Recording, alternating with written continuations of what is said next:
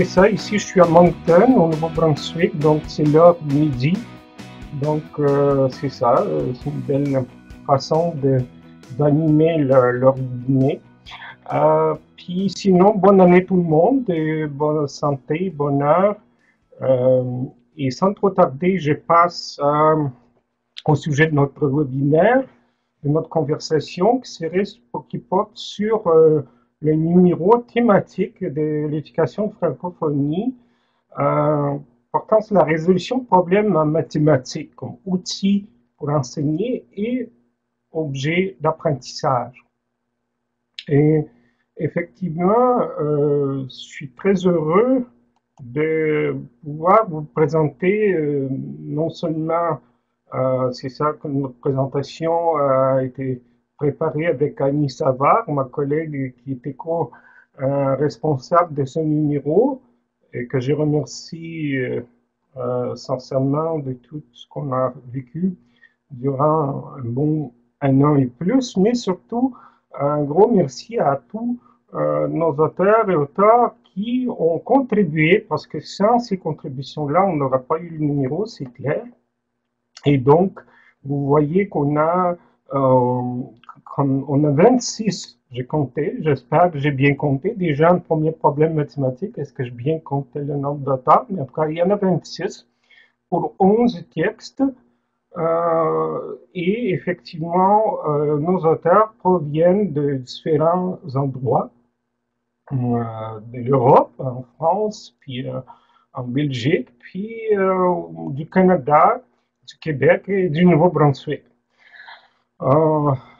Ensuite, ce que j'aimerais vous dire que le sujet qu'on essaie d'aborder avec ce numéro est fort complexe, extrêmement complexe. En effet, lorsqu'on parle de la résolution de problèmes mathématiques, de quoi parle-t-on au juste?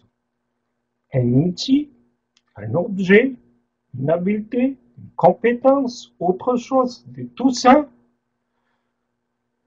Pas simple comme question, puis la recherche d'une réponse est une tâche très, très intéressante, par exemple, mais complexe. Et donc, ça prend vraiment des efforts de tout le monde. Et effectivement, ce qui est arrivé pour ce numéro, puis espérons que ça va se poursuivre après, parce que ça va peut-être animer la curiosité de nos collègues qui vont continuer à explorer le sujet. Donc, la question, que veut-on dire par un problème en mathématiques? Parce qu'on utilise d'autres termes comme tâche, activité, exercice, etc. Quel est le rapport entre l'élève et le problème à résoudre? Quel rôle devrait jouer l'enseignant? Toutes ces problèmes, toutes ces questions-là ne sont pas nouvelles. Certaines datent des siècles, voire des millénaires, parce qu'on trouve des problèmes mathématiques dans des livres très anciens, comme par exemple les papyrus égyptiens. Certains problèmes ont demandé plus d'un siècle pour être résolus. Par exemple, on parle de problème des 4 couleurs. Grosso modo, si on a une carte, par exemple, du Canada, qui, par exemple, si on regarde les provinces, les territoires, peut-on colorier avec le minimum des couleurs cette carte? Puis, si on introduit quelques contraintes sur les contraintes des coloriages, comme les provinces qui se partagent une frontière, ne peuvent pas être colorées de la même couleur. En tout cas, bien d'un problème réel, du coloriage d'un carte, mais apparemment très complexe. Donc, comme problème qui a pris plus d'un siècle pour être résolu. Et encore là, les débats continuent autour. On parle de l'énigme de Fermat, on parle des conjectures de Goldbach, par exemple, un problème qui existe encore, des problèmes qui ne sont pas encore résolus. Fait que, effectivement, combien de fois offre-t-on à l'élève par exemple, une occasion de vivre ce type de problèmes. Disons, les problèmes qui viennent de l'histoire, les problèmes qui prennent plus qu'une période de mathématiques pour les résoudre, ou bien les problèmes qui n'ont pas été résolus. Puis il y a même des problèmes pour lesquels on peut avoir un joli prix de plusieurs milliers, voire millions de dollars.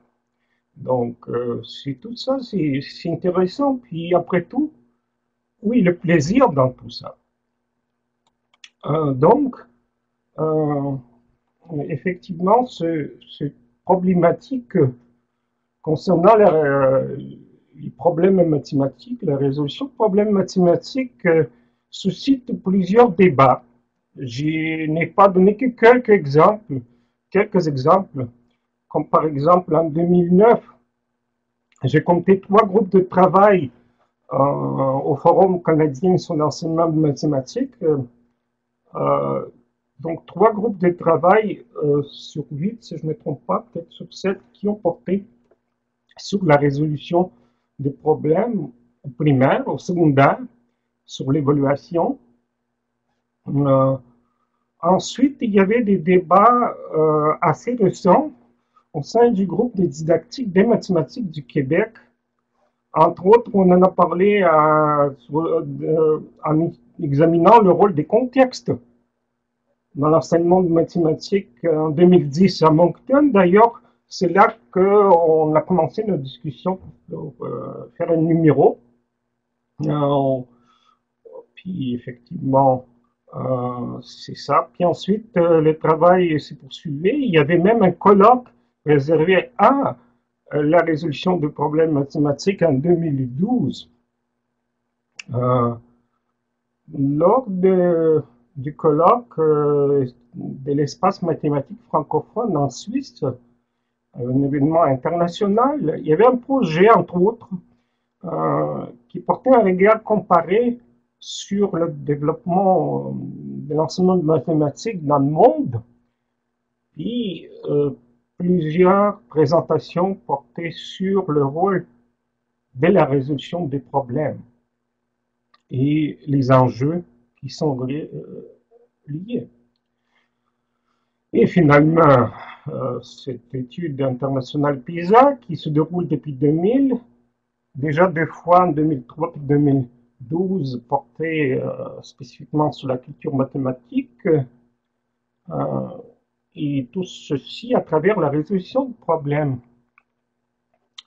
Effectivement, ceci suscite plusieurs débats et engendre plusieurs études, plusieurs recherches. Donc, effectivement, ça se reflète dans les programmes d'études et la pratique actuelle. Par exemple, la résolution de problèmes a été placée de façon explicite dans les programmes d'études, par exemple au Québec, au Nouveau-Brunswick et dans bien d'autres systèmes éducatifs. La résolution de problèmes a été placée au centre de toute activité mathématique. Évaluation axée sur l'habilité de résoudre des problèmes va bon train, du moins au Nouveau-Brunswick et sûrement ailleurs, et où lorsqu'on regarde l'habilité de raisonner et communiquer mathématiquement dans un contexte de résolution des problèmes. Ensuite, c'est ça. Ensuite, il y a de nombreux constats qui proviennent de la recherche que cette activité présente plusieurs défis difficiles à relever pour les élèves et pour les enseignants qui sont à la recherche des moyens pour soutenir les apprentissages des élèves et assurer leur réussite. La question des ressources didactiques est également d'actualité. Et effectivement, je nomme que quelques éléments qu'on pourrait regarder, puis il y en a beaucoup plus. On se tourne vers la recherche, effectivement, lorsqu'on se pose toutes ces questions. Ben oui, en Ontario, je vois ça, merci Nancy, effectivement. Donc les recherches, ce qu'on documente, ce qu'on a besoin de savoir, donc le numéro thématique que je suis heureux de présenter nous apporte de l'éclairage sur certaines de ces lacunes. Enfin, je pensais que c'est bon de vous présenter un petit problème et même donner 2 minutes, pas plus, pour essayer de le résoudre. Donc, ce problème-là provient du site Camille qu'on a ici, on est heureux d'avoir ici au Nouveau-Brunswick, mais qui est ouvert au monde entier, puisqu'il est gratuit et disponible. Donc, le site sur la résolution de problèmes mathématiques, entre autres, il y a d'autres éléments en français en sciences, mais surtout en mathématiques. Donc, voilà le problème. Sachant à 75 cents dans sa tirelire. Il a des pièces de 1 cent, 5 cents, 10 cents, puis 25 cents. Combien de pièces de chaque valeur a-t-elle dans sa tirelire? Puis-tu trouver toutes les possibilités? Puis on demande d'expliquer clairement la démarche. Donc, 2 minutes que je vous donne juste pour essayer d'explorer le problème.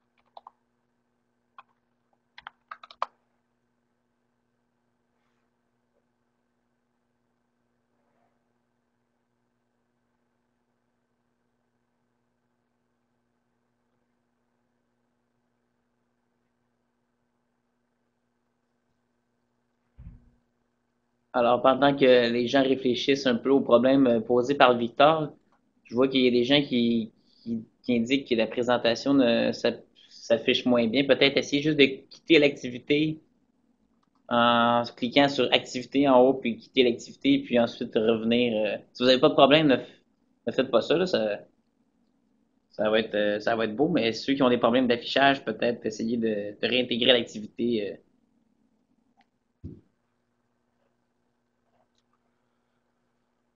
Alors, euh, vous avez sûrement eu quelques solutions.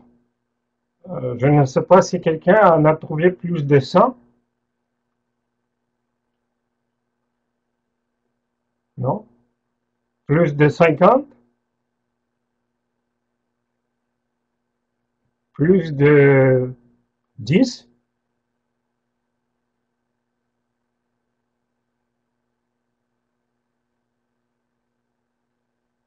Au moins quelques-unes? Bon, effectivement, ça prend un peu de temps, puis effectivement, c'était juste pour vous faire réfléchir qu'un problème de cette nature peut effectivement être posé à des élèves de différents niveaux. Bien sûr, on peut l'ajuster, mais lorsqu'on pose des problèmes sur le site Camille, on ne vise pas nécessairement un niveau particulier. On essaie de trouver un problème intéressant qui a une petite mise en situation, puis explore quand même, permet d'explorer des concepts mathématiques et des structures mathématiques suffisamment riches et complexes pour alimenter différents apprentissages des élèves. Comme exemple de solution, j'en ai deux qui proviennent des élèves. Euh, Puis vous comprenez que sur le site, on n'a que des traces. Donc, on ne peut pas accéder à ce que l'élève a vraiment fait. Puis lorsqu'on voit, par exemple, le premier exemple, comme juste pour vous montrer les types de solutions qu'on a, ben, lorsque l'élève a écrit 75 pièces de 25 cents, comment est-ce qu'on, en regardant cette solution-là, comment est-ce qu'on l'interprète, nous, comme éducateurs? Mais on s'intéresse à l'élève, bien sûr, comment est-ce que lui a interprété ce problème. Mais est-ce que ça veut dire qu'il a mal interprété le problème? On ne peut pas le dire parce qu'on ne sait pas. C'est juste les traces qu'on a. Mais on peut quand même porter un jugement. Mais 75 pièces de 25 cents ne donneront probablement pas 75 cents. Mais probablement, l'élève a juste oublié de nous communiquer certaines informations de sa pensée, sa démarche. En 25 cents, probablement, en quelque part, 3 pièces de, probablement, il n'y a pas, et pas suffisamment explicité sa démarche. Probablement, il n'y a pas eu juste le temps parce qu'on n'a pas de contrôle. Les problèmes sont en ligne, puis les élèves sont libres à y répondre. Bon, bref, on voit la deuxième solution, puis là on voit déjà une stratégie assez intéressante quand on regarde les recherches des différentes, ben, disons dans le cas de cet élève-là, 12 possibilités, puis on pose ces problèmes-là aussi dans différentes activités de formation des enseignants, puis on voit à titre d'exemple aussi comment est-ce que, par exemple, un enseignant qui a, ben, dans le cours de didactique ou étudiant, a interprété le problème.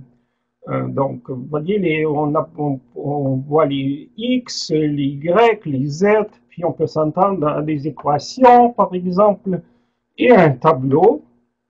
Puis, vous voyez, ce deuxième exemple montre le début d'un tableau, puis ensuite, on voit une réflexion faite par l'étudiant à propos du nombre de possibilités, puis il en a trouvé 121.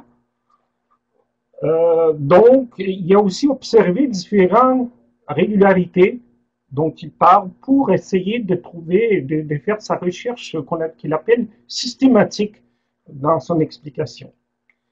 Bon, on constate quand même un certain écart entre ce que l'élève fait et ce que l'enseignant peut faire lorsqu'il résout des problèmes. Mais comment est-ce que l'enseignant pourrait aider l'élève dans sa démarche, dans son processus?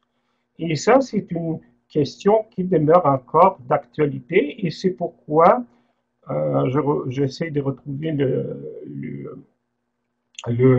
c'est pourquoi ce numéro.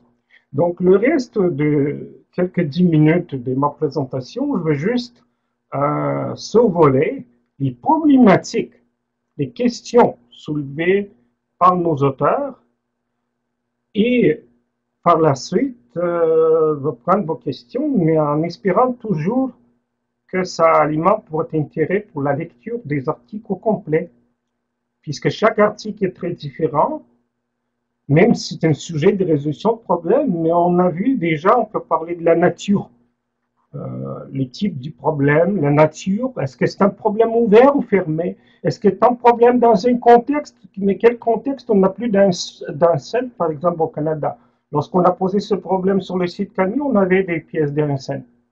Maintenant, en mathématiques, c'est bien utile de voir les unités, les pièces de monnaie d'une. Dans ces cas-là, vous voyez déjà la vie réelle nous a dépassés. Quoique le problème devient toujours assez intéressant, même si on n'avait pas de pièces d'un cercle.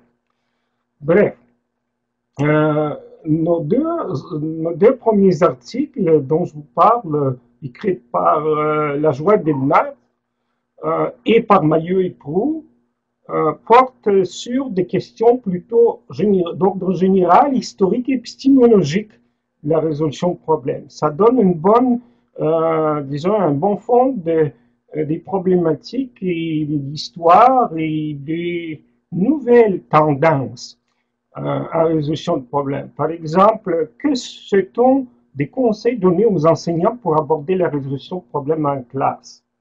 Se demande La Joie Bednar. Quelle cohérence entre ces conseils donnés aux enseignants et le rôle assigné à la résolution de problèmes dans l'enseignement? Puis, nos collègues Maillot et Proulx mettent en évidence l'idée que l'élève, face à une tâche, répond nécessairement à un problème qui se pose lui-même. Donc, ils parlent d'un changement paradigmatique qui devrait avoir lieu. Donc, en continuant, effectivement, plusieurs auteurs regardent le côté de l'élève et d'autres regardent la problématique, explorent la problématique du côté de l'enseignant. Bref, dans l'article présenté par Bélanger, Desblois, puis moi-même, Les auteurs situent la notion d'imagination, de créativité dans le processus d'apprentissage des élèves, euh, en cernant quatre créativités émergentes dans les productions des élèves, par exemple, provenant du site même Camille. Tandis que nos collègues des phrases, Zayak et Grappin cherchent à déterminer les compétences et les connaissances. Quelles sont ces compétences et connaissances qui sont évaluées dans un dispositif comportant une grande part des questions à choix multiples? C'est dire pour vous dire aussi que les examens du ministère au Nouveau-Brunswick portent aussi des questions à choix multiples et même des petits problèmes qu'on appelle questions à développement court. Donc, les auteurs cherchent, nos collègues cherchent à dégager les facteurs de complexité des compétences et aussi considérer les stratégies que les élèves utilisent pour répondre à ce type d'évaluation, et ce, du point de vue cognitif et du point de vue institutionnel. Donc, si on continue notre exploration de la revue, on trouvera l'article de Coulage-Piridi sur les procédures que les élèves développent pour résoudre les problèmes proposés et les potentialités de ces problèmes à contribuer à l'enseignement de savoir algébrico-numérique chez les élèves.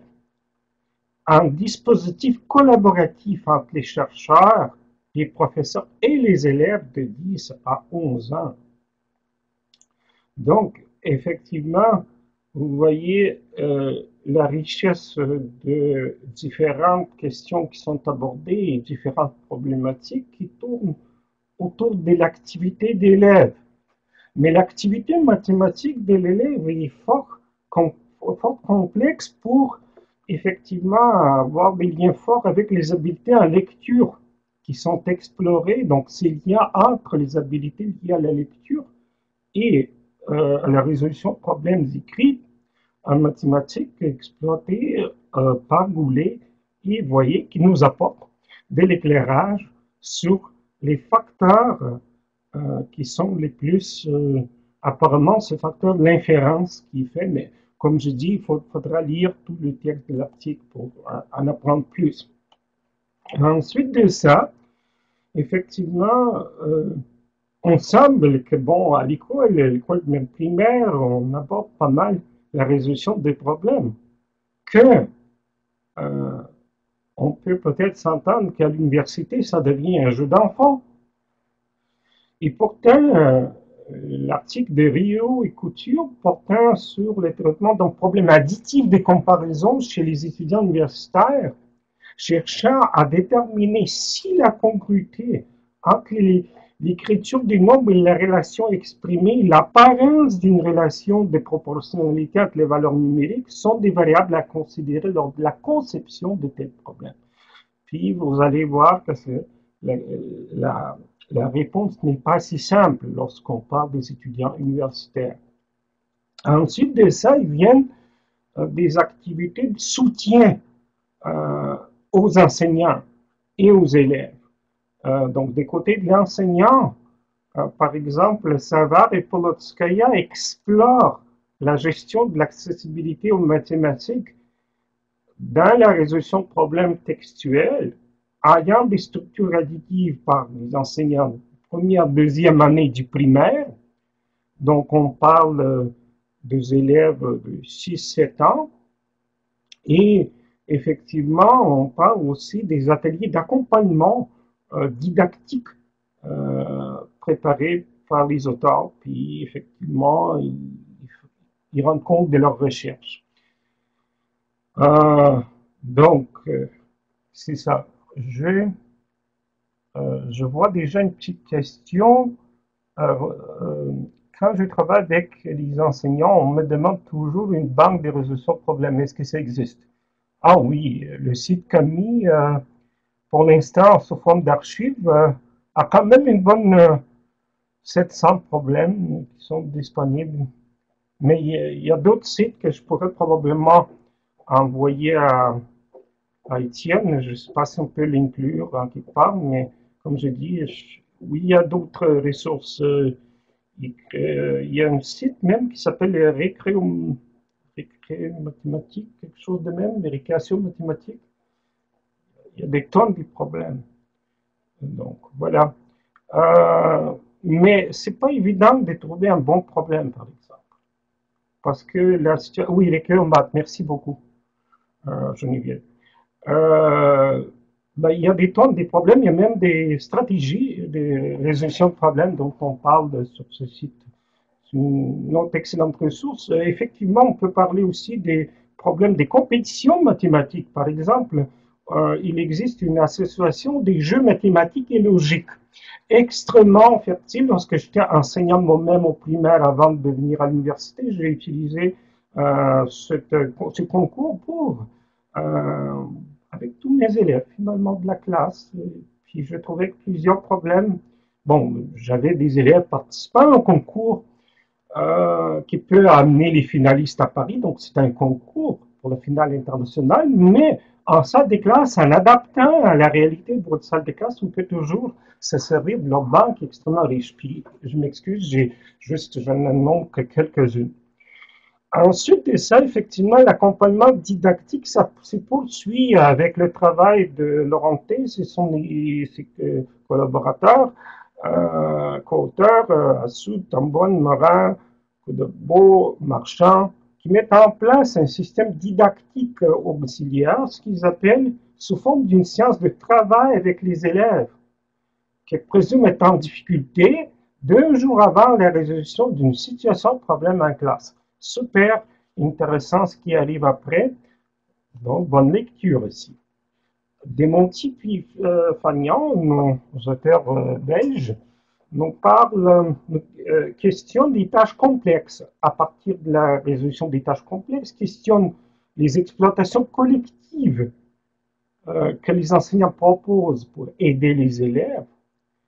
Ils se demandent, prennent-ils en compte les erreurs et les difficultés des élèves? S'appuient-ils sur leur démarche efficace? Donc, finalement, le dernier article, euh, moi je peux vous dire, c'est quelque chose de très innovant, entre autres pour voir comment est-ce qu'on pourrait faire différents cycles de résolution des problèmes. Ça veut dire qu'on présente une situation, une mise en situation, ensuite on utilise une stratégie prédire, investiguer, expliquer, qui vient de l'enseignement de sciences d'ailleurs.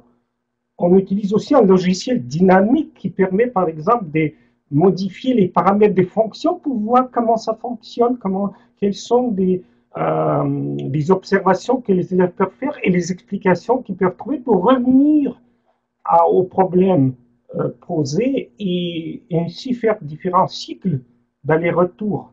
Vivre avec le problème d'ailleurs. Puis ceci, l'auteur a conduit ça avec les élèves des 12e années, donc juste pour vous dire ce qui veut dire ici, ça veut dire ici c'est la fin d'études secondaires, après on peut entrer à l'université, puis ce qui, par exemple, moi je connais un petit peu cette recherche-là aussi, ce qui s'est passé, que ben, il faut faire peut-être quelque chose les 11 années précédentes pour euh, inculquer, pour développer cette culture de vivre, rester avec le problème, pour investiguer, essayer d'expliquer. Puis effectivement, les technologies peuvent jouer un rôle, comme ils jouent par exemple dans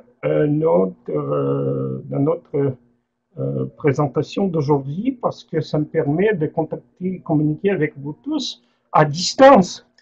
Et au nom de tout notre collectif d'auteurs, je vous remercie d'être ici. Puis effectivement, mille merci de nouveau à nos auteurs et auteurs de leur contribution exceptionnelle au numéro.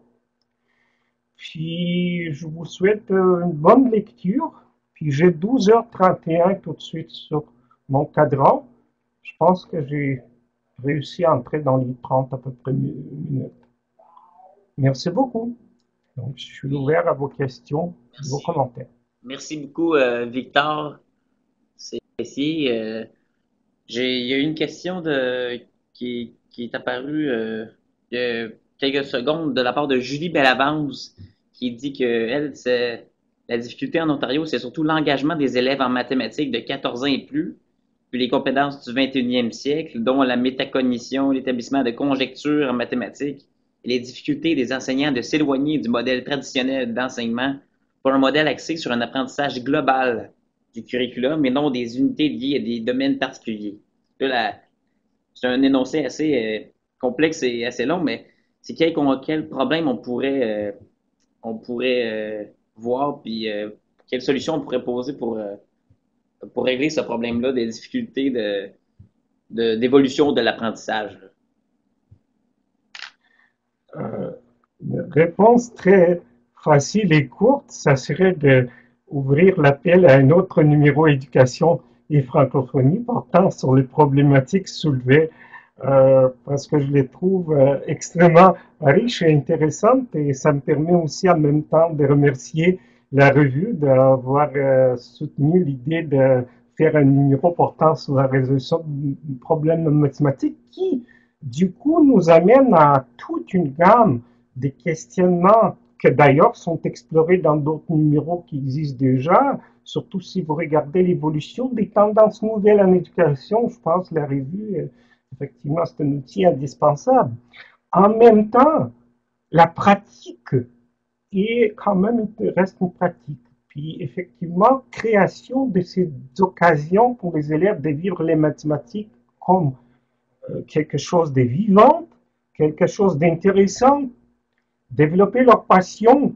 Vous parlez de l'âge très difficile déjà, comme si j'ai bien repéré, 12-14 ans. Il faut commencer très tôt, bien sûr. Mais à l'âge de 12 et 14 ans, il faut donner des problèmes complexes. Moi, je dis, mais complexes, mais très intéressants. Ça peut être des problèmes de vie réelle, effectivement, tels que, par exemple, en effet, comment est-ce qu'on calcule aujourd'hui les prix avec la disparition des pièces d'un cent, puis qui en profite? On peut même poser des questions comme ça. On peut faire différents d'autres problèmes à l'extérieur de la classe, par exemple, sortir, mesurer la hauteur d'un édifice, par exemple, pourrait être un problème. Mais le problème, par exemple, à l'apparence très simple, peut aussi être extrêmement riche. Par exemple, deux enfants ont chacun 8 crayons. Un enfant donne à l'autre un crayon. Combien non maintenant? Juste un problème comme ça. Mais créer, donc lorsqu'on propose ces problèmes-là, on travaille aussi, ben, il y a des écrits qui abordent la question de contrat didactique. Ça veut dire que les élèves comprennent ce qu'ils doivent chercher, ils doivent répondre. Mais répondre n'est pas égal à chercher. Aimer à chercher, aimer à se poser des questions. Effectivement, ça pourrait être un élément de la réponse. Mais comme je dis, c'est aussi une autre plusieurs années de recherche et de travail. Justement, ici au Nouveau-Brunswick, on travaille beaucoup avec les enseignants dans les salles de classe, innovation. Je peux peut-être faire vous dire aussi, il y a une conférence à Claire qui s'en vient, voir l'éducation autrement. Plusieurs réponses vont être pas données, mais au moins elles seront abordées. Et ça, c'est dans une école ici au Nouveau-Brunswick, école techno qu'on appelle. Puis vous pouvez aller voir, c'est Claire, Claire comme C-L-A-I-R. C'est un village, un petit village dans le nord-ouest du Nouveau-Brunswick. C'est une école ouverte sur le monde. Vous pouvez voir ce qu'ils font. Le centre d'apprentissage du Haut-Madawaska, ça s'appelle. Euh, Entre autres, il y a aussi, ils abordent la résolution de problèmes. Vous allez voir les élèves qui participent. Donc, engagez les élèves. Engagez les élèves autrement que juste leur proposer des problèmes, puis qu'ils voient ça comme un test et qu'ils se sentent évoluer, mais plutôt qu'ils se sentent interpellés par leur motivation intrinsèque, leur curiosité qui est toujours bien vivante. Donc, c'est sûr il y a d'autres questions. Oui, Je vais il y avait peut-être une question, prendre d'autres Victor, questions. Madame Mondou qui se demande un peu comment on peut convaincre les enseignants qu'en mathématiques, les élèves ne communiquent pas de la même façon qu'en littératie. C'est-à-dire que ils communiquent avec des traces mathématiques, puis non avec des récits ou des phrases complètes. Alors, présentement, Mme Mondeau est en train d'explorer les applications comme éducréation, où l'élève peut communiquer son raisonnement à l'oral en décrivant ses traces. Donc, de quelle façon est-ce qu'on peut conjuguer le langage de la littératie avec le langage mathématique? Est-ce que c'est deux situations différentes selon vous? Ouais, une autre bonne question. Euh, Oui et non. Oui, c'est différent. Non, ce n'est pas différent parce que ça s'est interlié. C'est une atmosphère de vie de salle de classe ou avec vos élèves que vous créez qui va faire fonctionner ce que vous cherchez. Ça veut dire que l'élève doit d'abord se sentir libre de s'exprimer. Il doit se sentir aimé. Ce qu'il dit, c'est important. Il va peut-être vouloir en dire un peu plus. Parce qu'effectivement, on voit souvent des solutions très courtes. L'élève n'en parle pas beaucoup, puis on a même des recherches sur les élèves qui sont quand même considérés comme élèves capables, mais qui ne communiquent pas. Oui, il y a une culture à développer, mais comme je dis, ça tout dépend comment ce que vous encouragez les enseignants. Ça veut dire peut-être jouer sur leur stress de réussite. Ça veut dire que peut-être réfléchir sur le mot réussite. Parce que le problème qui contient des erreurs peut être aussi riche et voire plus riche que le problème qui est juste comme tout est beau, chaque raisonnement, puis on montre ça, et oups, on donne un autre problème que l'élève se trompe. Juste pour vous donner un exemple très simple, 3 crayons B+, ou 3 fois plus. Juste un petit changement de mots, un petit jeu de mots, même dans le même contexte, puis l'élève va se tromper. Même si on fait beaucoup disons, de démonstrations, comment résoudre, puis etc. Donc, finalement, créer une atmosphère. Mais créer une atmosphère avec la rigueur, comment faire? Ça veut dire que faire beaucoup de problèmes. Mais beaucoup de problèmes de différents types. Même les problèmes additifs simples qui sont explorés, peuvent être explorés en primaire, peuvent avoir plusieurs types, plusieurs types. Et les recherches démontrent qu'on se limite à juste quelques types parmi plusieurs. Donc, varier ces situations-là. Il n'y a pas de réponse miracle. Moi, j'anticipe beaucoup de travail collaboratif entre les dirigeants, disons les administrateurs des districts, des écoles et les communautés d'apprentissage professionnel. Effectivement, on a eu un numéro éducation francophonie portant sur les communautés d'apprentissage professionnel, c'est une autre piste intéressante. Mais en même temps, euh, oui, revoir aussi la créativité d'une autre façon, ça veut dire apprécier cette diversité des démarches et des solutions, puis aussi effectivement diversifier les moyens de communication. Ça veut dire qu'on a établi ces standards de communication écrite. Y en a-t-il d'autres? Peut-on accepter que si aujourd'hui, par exemple, on a déjà fait des petits projets avec les manettes, les tableaux interactifs et les manettes où ce que la résolution du problème se passe avec le texting. C'est super excitant quand on voit les élèves fonctionner, mais moins excitant, par exemple, pour moi qui ne sais pas texter. C'est correct, c'est très bien, on explore.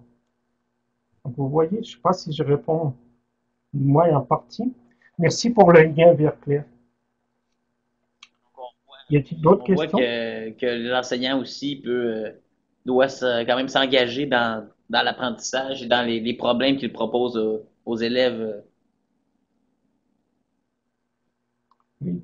Mais aussi explorer les traces que l'élève laisse avec les élèves. Ça, c'est aussi une autre chose intéressante qui pourrait. Donc, étudier les productions d'élèves.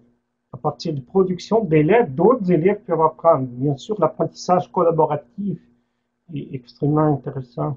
Une autre piste. En tout cas, il y a plusieurs pistes qu'on pourrait considérer, mais effectivement, vous voyez que probablement, il y a certaines réponses déjà qui se trouvent dans, ou au moins certains éclairages dans nos articles, mais en même temps, vos questions, c'est de nouvelles pistes de recherche, des solutions, des recherches tout court. Oui, merci. J'ai juste une question de la part de Madame Bellavance qui dit, qui se pose, qui se demande si on peut parler un peu plus du processus d'enquête mathématique. Oh. Est-ce que quand vous parlez de processus d'enquête, est-ce que ce qu'on appelle les investigations, donner des problèmes à investiguer, c'est ça, juste pour être clair? Lorsque vous parlez de la processus, oui. Bon, ben effectivement, comme j'ai dit, on peut, puis, comme j'ai dit, on peut partir d'un problème très exactement comme la carte, par exemple. Colorer une carte, puis on donne un couple de règles comme les régions qui sont voisinage, partagent les mêmes frontières, peuvent être colorées, doivent être colorées de façon de couleurs différentes, tandis que s'ils se touchent par un point, par exemple, les régions d'une carte, alors ça peut être soit la même couleur, soit couleurs différentes, puis effectivement on cherche le minimum des couleurs. Puis apparemment c'est ça qu'on a découvert que toute carte, même très complexe, peut être donc ces 4 couleurs sont suffisantes pour colorier toute carte de toutes sortes, de toute complexité. Mais avec les élèves aussi jeunes, moi je l'ai fait avec les élèves des deuxième année, ben on peut leur donner une carte, effectivement, puis on peut voir comment est-ce qu'ils vont investiguer et comment est-ce qu'ils peuvent même expliquer, par exemple, prouver. Par exemple, je donne une carte genre comme l'échiquier. Disons que tu as des cases blanches puis des cases noires, mais comme 2 couleurs sont suffisantes. Mais effectivement, les élèves ne le savent pas. Mais il y en a qui découvrent, puis on essaie de au moins expliciter, puis faire l'élève parler. Pourquoi il y en a 2? Peut-on déjà le faire avec une couleur? Puis effectivement, les petits raisonnements qu'on pourrait... Mais c'est pas fini. Par exemple, oui, on parle du coloriage des cartes, mais on peut demander à l'élève de créer une carte. Bon, créer une carte avec une couleur qui demande une couleur, créer une carte qui demande 2 couleurs. C'est déjà assez complexe. 3, c'est très complexe. 4, ça peut prendre du temps. Il faut donner ce temps-là aux élèves. Et par la suite, par exemple, dire aux élèves, vous allez devenir célèbre si vous pouvez avoir une carte avec 5 couleurs, là vous terminez votre cours. Je vous assure que le lendemain, il y a des élèves qui vont vous arriver avec des cartes avec 5 couleurs. On peut peut-être parler un peu d'histoire que pour trouver la preuve en 1976, les chercheurs ont dû appeler à l'aide de l'ordinateur. Puis ça a pris plusieurs heures de travail pour l'ordinateur. Puis apparemment, c'est assez contesté l'utilisation de l'ordinateur. Donc, tous ces éléments-là, je pense, entrent ce processus d'enquête. Mais effectivement, comment, à partir de la résolution des problèmes, ouvrir cette possibilité d'enquête, d'investigation, mais effectivement, tout problème peut être traité à peu près de cette façon-là si l'enseignant arrive à alimenter cet intérêt-là, puis ne se contente pas juste d'avoir la réponse au problème, mais plutôt utiliser cette réponse-là pour poser d'autres questions à propos de ce problème et pourquoi pas d'autres, qui sont connexes ou qui sont différents. Le processus pourra se poursuivre. Ça, c'est une façon. Il y a plusieurs autres qu'on peut faire. Oui, je pense qu'on pourrait en discuter assez longtemps. Merci, Victor, pour cette présentation. Merci beaucoup, puis au plaisir d'avoir d'autres expériences avec vous. Mais merci beaucoup à vous également. Merci à tout le monde. Puis c'est ça, bonne année 2015. Puis au plaisir de continuer cette collaboration à distance ou à travers d'autres numéros d'éducation à francophonie. Au revoir.